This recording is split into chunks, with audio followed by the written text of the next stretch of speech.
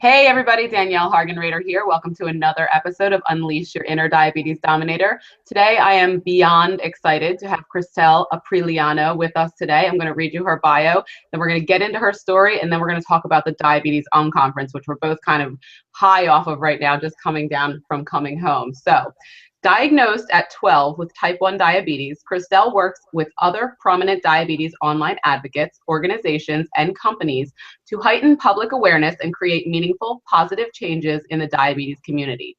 Co-creator and host of the first diabetes podcast, Diabetic Feed, back in 2005, she has moved on to other efforts, Strip Safely, a grassroots advocacy movement for blood glucose meter accuracy, hashtag Vote for DM, a public awareness campaign for diabetes-centric bills currently on Capitol Hill, Diabetes Advocates, a group focused on training and empowering patients and caregivers, and the Diabetes UnConference, the first peer-to-peer psychosocial support conference for adults with diabetes. She is the founder and CEO of the Diabetes Collective.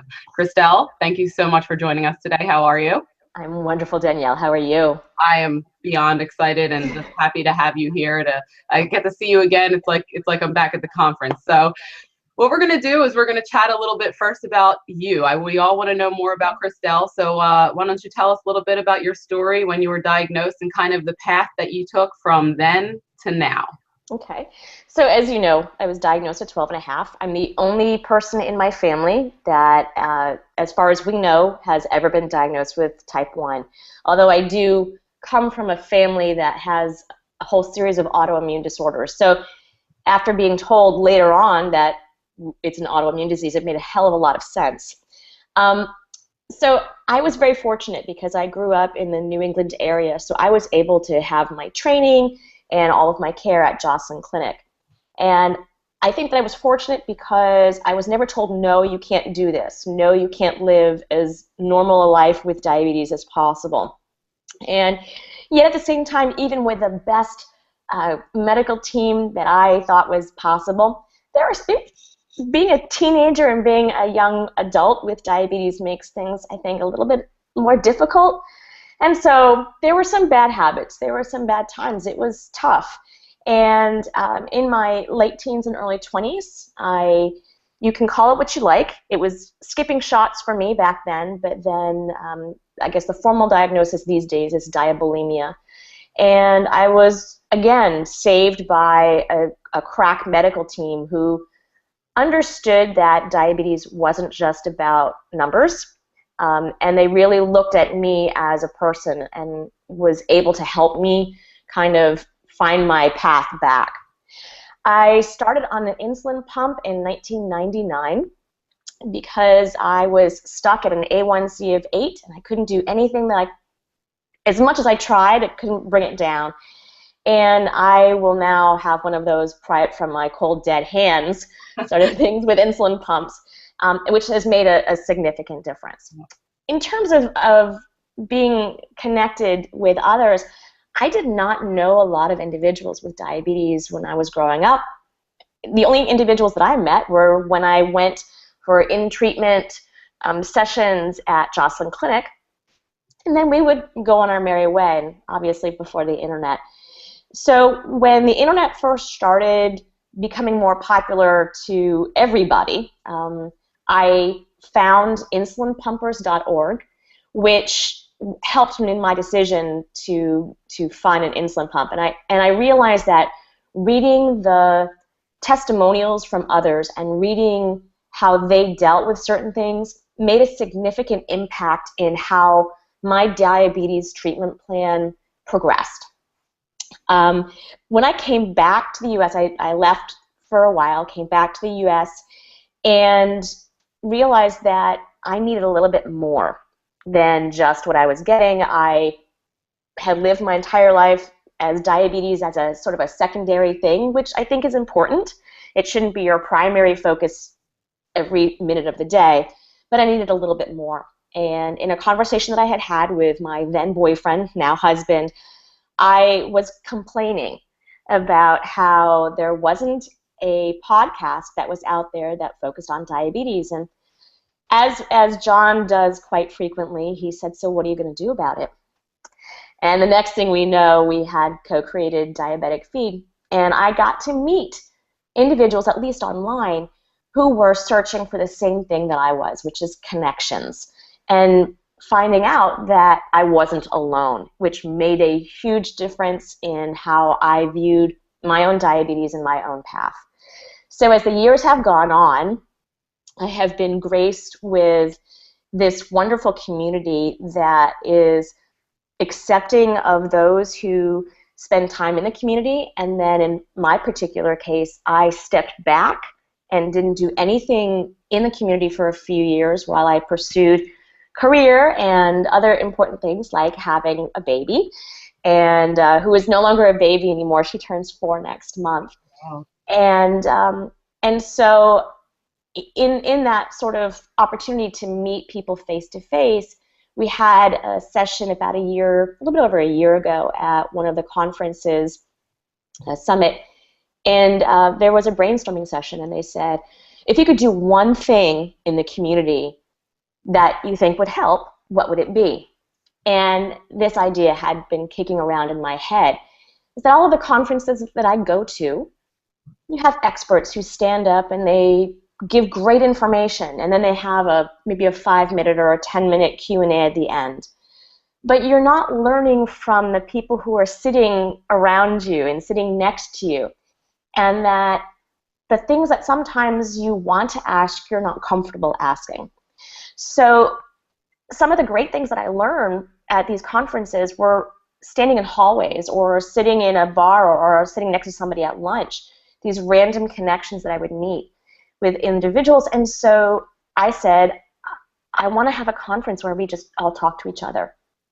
And I knew about the concept of an unconference because it's popular in the tech communities where that's exactly what you do.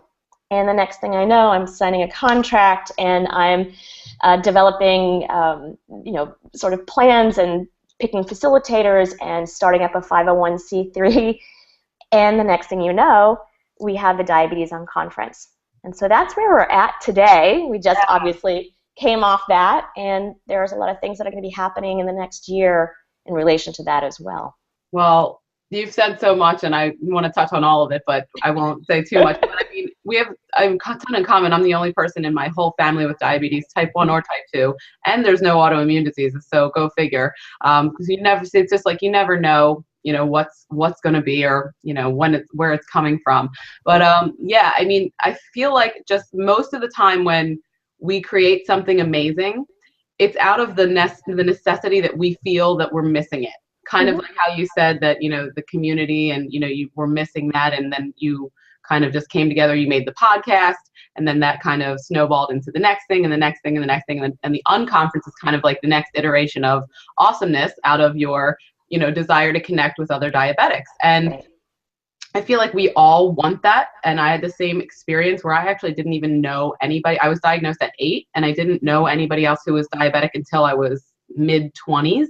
And I mean, I didn't have the Jocelyn Center, and I just had a pediatrician, and I was, on my own journey from, I used to weigh 200 pounds, and my A1C was up to 15%, throughout my whole teenage life. So I just felt completely alone. And I didn't even have the internet until I was like 18 or 19 years old. So it was very lonely. And then I've actually been an active member of the diabetes online community for about 2 years now. So I'm still, pretty new to it, but I can absolutely attest that it has 100% changed my life, my diabetes related life, and that I know I'm not alone. Before, I was like, I know I'm not alone. I know there are other diabetics out there, but when you can really interact with them, have conversations with them, like you said, talk about the real issues, whether we're in person or not, it's just, you feel like you can take a breath and say, okay, there are other people out there that understand that. And I think one of the big things that came from the unconference were a lot of people who were aware of the online community, but were kind of tentative in stepping into it, that are now ready to dive in head first, which I think is fantastic. And just, for me, I just take away from the unconference, one of the biggest things for me, which, might not seem like a big deal, but it was the fact that there was no division between type 1 and type 2.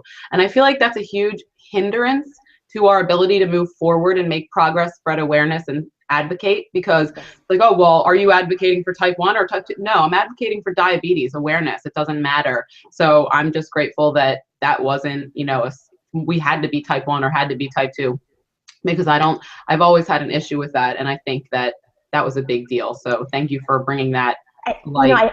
I agree with you. And I think it's important that, in my opinion, that at the end of the day, we're all looking for the same thing if you're a person with diabetes. You're looking to live as long as possible with as few as complications as possible, and that all we want in the end is to not have diabetes, but in the meantime, we're going to have to stick together. So I think it was important that we learn from each other and that there was no division. Honest to goodness, at the end of the day, unless I knew if you had type 1 or type 2, there are still people who attended the conference that I would actually have to look at the original record, because I have no idea. Because it didn't matter. Exactly. And because we all go through the same sort of struggles, and we have the same questions, and we have the same needs, and that need to feel connected with other individuals who are going through the same thing.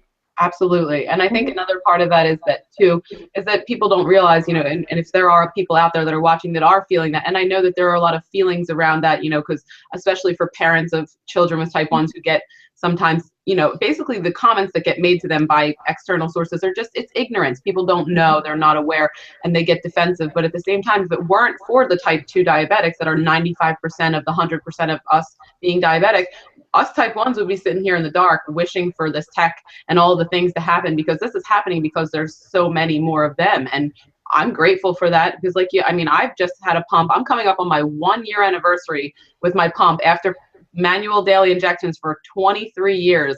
I finally have a pump, and all of this stuff is happening because there are so many of us. And I'm just, it's thrilling to have that environment. And for my cat always walks through in the background. She's like the guest star. She makes her cameo. But so what about you? Let's hear from Christel about what was your favorite part of the Unconference, if that's not too much of a question to put you on the spot for. I have to be truthful, and it's still surreal to me. I'm still trying to wrap my head around it, and it's been interesting as I'm reading individuals and their own personal experiences. For me, what was the highlight? The highlight was my first surreal was looking around on Friday night when individuals were meeting for the very first time and realizing that this was happening. That something that I had thought of that was a little bit over a year ago, nothing more than this sounds like a kind of a neat idea. It was actually happening. And that individuals truthfully felt protected and also recognized that it was so important that there was a social media blackout. I know it was tough for individuals who weren't there, and that we all as a group created that space that we felt comfortable talking about absolutely everything. I know that I shared things there that I have never spoken out loud before to another human being. And you're certainly not the only person that happened to there. I think that I would guess that the vast majority of the attendees there, very well, that may have been the first time they've ever spoken openly about not just one, but a large variety of diabetes-related issues that they may have been holding in, or really just thinking that we would have never had the chance to have those conversations with someone else that would actually have something meaningful to say back. Something. And I'm an open book, right? Yeah, I don't mean that not like my husband would. My husband's amazing. He's my #1 supporter. He's my best friend in the whole world. Just like yours pushes you to do, more things. He does the same thing. But even when we talk about diabetes, he's super open. But at the same time, it's like he can offer his opinion, or your mom or your sister. But if they're not living the life, it's kind of like, I'm happy to have you listening. I appreciate your time for, allowing me to open up. But at the same time, when somebody can say, oh, I totally understand that happened to me too, and this, and this, and then they can offer you a little bit more of an insight, or maybe something that they've done that allowed whatever issue it is to kind of, not be so much of an issue. It was invaluable. It really was. It was just it was an amazing experience. So Agreed. Agreed. with that. I said agreed. Yeah, and I mean, for you to be the catalyst of it, and I'm sure everybody thanked you, but we are also grateful. So just, and I know you're a very humble person. But you rock, and you deserve all the kudos in the world, because what I think you did, I mean, I've actually been talking about putting on an event, and it actually wasn't like the Unconference, but I learned so much from what you did that it changed my idea about what a diabetes event should be like, because I've actually never been to a diabetes conference before ever. So now, I mean, just to see what you did and how you did it was very inspiring. So and there are great diabetes patient conferences. I mean, I have to give like a huge shout out to Friends for Life, which is through children with diabetes. I mean, they're doing some amazing things for children and adults. There's an adult track, which I think is fantastic. But again, my focus is on making sure that it's the psychosocial portion of it, and that we learn from each other versus even, just sitting in a room with an expert. But there's a lot of great opportunities. And I think that the other good thing was that while a lot of us came there because of the connections in the diabetes online community, the important thing is that we went offline and that we actually had those face-to-face interactions. And I know that some individuals feel like they want to continue to have those face-to-face interactions in their own community. So it, for me, was not just bringing together individuals that you may have never met before, but then leaving and searching out individuals in your own community to build something just like this, which I think is invaluable, because we're going to need to continue to have these very crucial conversations in our own community, because this is how we build the community, correct? Absolutely. And I think that's, and there's a lot of posts going on about that now, about what's next, what's the next step. And I think everybody wants to be involved in the next step as far as, being proactive, you were the catalyst, but they want to keep that, fan the flames and keep the fire going. And I think, there are so many ideas, and I'm just thinking of, we could have individual diabetes meetup groups, the meetup groups around your area. I know a couple people lived around me, but I think we all live, close enough that, whether it's a train ride or, it doesn't have to be, for me you two coming from the East Coast to Vegas, you could meet up. And I think that's, like you said, even doing that once a month, once every few months, however long you can make it work out. But it's like a mastermind. I do masterminds all the time for my business. I talk to other people who are trying to make their business better, serve people more, appropriately, and see what people need, and we get together and talk about progress. I think the same thing needs to be done with the diabetes community online, taking it offline, because I had no problem with the social media blackout. Even as a blogger, as a Facebook person, I'm like, this is awesome, because you need to disconnect sometimes. And I feel like when you don't have that rule in place, it's too easy to just kind of pick up the phone. I call it, I actually have a name for it. I teach it. I call it digital disrespect, because I feel like when you do that, you're not present. And I think if you're trying to have an interaction with somebody, your presence is the largest present you can give to somebody. So when you're texting or emailing, I feel like that's disrespectful, even if you don't mean for it to be. We've just become a society of digital people, and that's awesome, because like, I'll be the first one to say thank God for the technology, the bionic. I'm thrilled about it. I'm not downing technology, but sometimes you do need to black it out.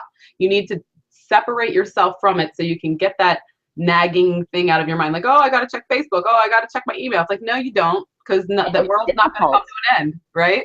It's difficult, and so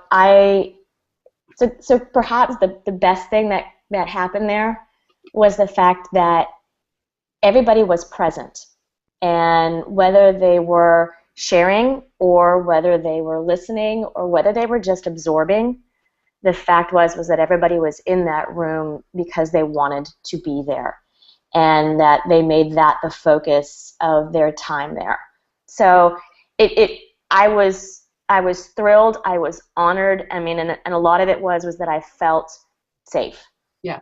And I'm hoping that other individuals did as well. Yes, I think beyond a shadow of a doubt, everybody, even, skeptical on Friday night, kind of feeling it out on Saturday, but by Sunday, when everybody was leaving, everybody was like, no, this can't be over already. And I think that's still going on now. So, it's awesome. And, and there were too many topics. I mean, I think that we can all agree there are so many things to cover when it comes to living day to day with diabetes.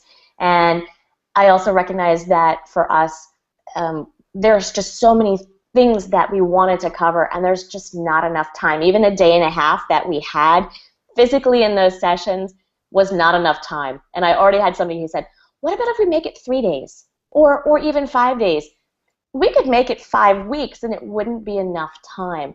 Sure. So I think that obviously next year when we do this, there's going to be some better ways to get to the heart of what we all want to talk about and still get some of the smaller topics covered as well. Yeah, I think I was actually talking to my husband about it. My husband's a tech guy, and we're very much into systems. We like to see how things work and kind of pick it apart, and then see how we can work it out for ourselves and things like that. But I said it was almost like being involved in the beta test of the diet. And I mean, honestly, I think that's the best place to be involved in anything, because your input directly shapes the next version of it. So every single person there has the ability to shape the next iteration of the UnConference by filling out the survey, which everybody I'm sure is going to do. So I don't sweat that. Everybody's going to fill out the survey.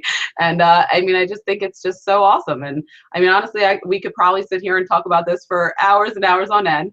But and still not even talk about what we actually talked about at the UnConference. We're not doing that. I think for individuals who didn't attend, all I can say to you is that it wasn't just about the discussions that happened. It was about the feelings that came out during those discussions and what we left with. And, over the next couple of weeks and months, things will be shared, but the important thing is to respect the fact that everybody had their own experience. I'm not going to be sharing anybody else's experience but my own during the time that we were there at the UnConference. And so it'll be interesting to hear everybody's perspective about what they gained from being there, and that hopefully next year other individuals have an opportunity to attend as well. Absolutely. And I think one of the best parts about it for me was, like I said, I've been to a lot of conferences, but they were business-related conferences or personal development-specific related conferences. And the thing is, I've been to ones that have been 4 days, 6 days. I've been to lots of different ones. But the thing is that the acclimation period would be a lot longer. It's like, even though everybody that's at the conference is kind of on the same track, they want to get better or make themselves better or improve their business or their lives. Here, it was just like you meet and you're immediately connected. There was no acclimation period that needed to be, or at least for me, it wasn't like, a lot of those other conferences I'll meet 2 or 3 or 4 people that I feel like I really connected with. I literally felt like I genuinely connected with every single person that I talked to in a way that was so not superficial or just scratching the surface. It was just like, it was so real, so fast. It was just like, it was faster than any other connection as far as a group of people that I've ever felt I was able to make ever. So, I mean, I just thought that was. And that makes me happy. Yeah. That does. If you hear that from somebody else. Yeah, absolutely. There was no holds barred. It was just like head first, and you just said whatever you wanted, or at least I did. And then I think everybody else, I generally say whatever I want as it is. But other people that don't normally do that, I feel like, after an hour and maybe a drink, it was gone. Like, any feelings of walls that we build up to protect ourselves from letting other people in, they were just crumbled. So it was awesome. I think that one of the reasons why it was really easy to make those immediate connections is because, one, we all live with it. And rather than having to explain to individuals how we feel, there was a lot of me toos. And there's a very powerful connection when you can look at somebody and say, know exactly how you feel. And to have that person look back at you and go, I know you do. Mm-hmm. So that, I think, made a little bit easier to make those instant, very important connections. I agree wholeheartedly. So before we kind of start wrapping this up, is there anything else that you would like to say to the public about anything, about the UnConference, about Christel, about moving diabetes online community, advocacy, anything in particular? Well, here's the first thing. The first thing is that if you didn't attend this year, there'll be opportunities to attend in the future, and I hope that you take some time to learn a little bit more about the Diabetes UnConference. And it's at diabetesunconference.com. You can get information there. You can contact us through that. It is important for anybody in the community to make an effort to find your passion. And whether that is coming to an unconference or getting involved in your local community, both JDRF and ADA have some great programs to help get connected. If you're not happy with what they're doing, then help make a difference in your own community. I also think that there's opportunities for every single person with diabetes and any single person who cares about somebody with diabetes to make an impact in terms of being an advocate. And that can be as simple as putting your name as being supporting certain aspects of Diabetes Bills on the Hill, all the way to going to DC or going to your local representative in your district and talking to them about the misconceptions about diabetes and how important it is that we get the help that we need. So find your niche, find your passion, and find the people around you who can help you. Because without the help that I got from my facilitators and from the attendees there, because everybody helped to create something like this, you can do some amazing things with people who support you. So find at least one supporter and make that your mission so that you can pursue your passion. I totally agree. And for me, even before I was part of the diabetes online community, I was introduced to somebody in the American Diabetes Association and began volunteering my time. I actually got to, present at Camp Freedom, which is a diabetes camp for children, and give presentations at Boys and Girls Clubs and things like that, just teaching kids, it's actually really more like type 2 diabetes prevention or anything. You don't have to be an expert in diabetes, even though every single person that's diabetic or a person with diabetes is an expert to some degree, whether or not we believe it. It's true. But the feeling that I got when I was hanging around with a bunch of children with diabetes and me never being at diabetes camp and watching everybody test together or whatever it is, it's just there's no describing it. And that actually was a catalyst for me to even get more involved in the online community, was volunteering my time offline. And you can do they have roles for no matter what you're good at, they have a role for you to fill, but you do have to reach out. You have to take the action to make that happen. So don't think you're going to get, trust me, they want your help, they want your time, and they need your voice. They need. And even if you're not comfortable with ADRA or JDRF, if you feel that they don't speak, for you or resonate within you, you have other options. You have your medical team, reach out to them, even if it's nothing more than making connections with other patients in your medical team's clientele. There are so many ways that individuals can connect and get involved. And I think it's important that we don't feel like we're alone, regardless of whether you spend your time online or face-to-face, and to reach out and ask for help. Because I think that one of the things that we've proven is that we all need the help, and we're all willing to kind of give back because of the opportunities that we've been given. Absolutely. I couldn't agree more. All right. So actually everything that Christel mentioned as far as websites, I'm going to grab from her, and they're going to be linked directly under this video. So don't fret or try to rewind or worry about it. I'm going to link every website that she gives me that has anything to do with anything she does directly under here, so you can find out more about Christel there, and just get yourself out there and know you're not alone, and help someone else realize they're not alone. Because I feel like when you feel like you're alone and then you end up helping someone else feel like they're not alone, there are no words to describe the feeling that brings you. So if there's anything else you'd like to add, the floor is yours. If not, then no, we're good to go. All right. I think I'm starting to feel a little Vegas dust, so yeah. I'm gonna let that go. Yeah, I feel it too. It's in a very emotional situation there. But all right, so thank you so much for your time today and for your brilliant desire to bring us all closer together, because everybody is super happy about it. So all right, guys, we're going to wrap this episode up, and I will see you next time, and I hope you enjoyed this, and take care. Bye, Christel. Thank you. Bye, Danielle. Thanks.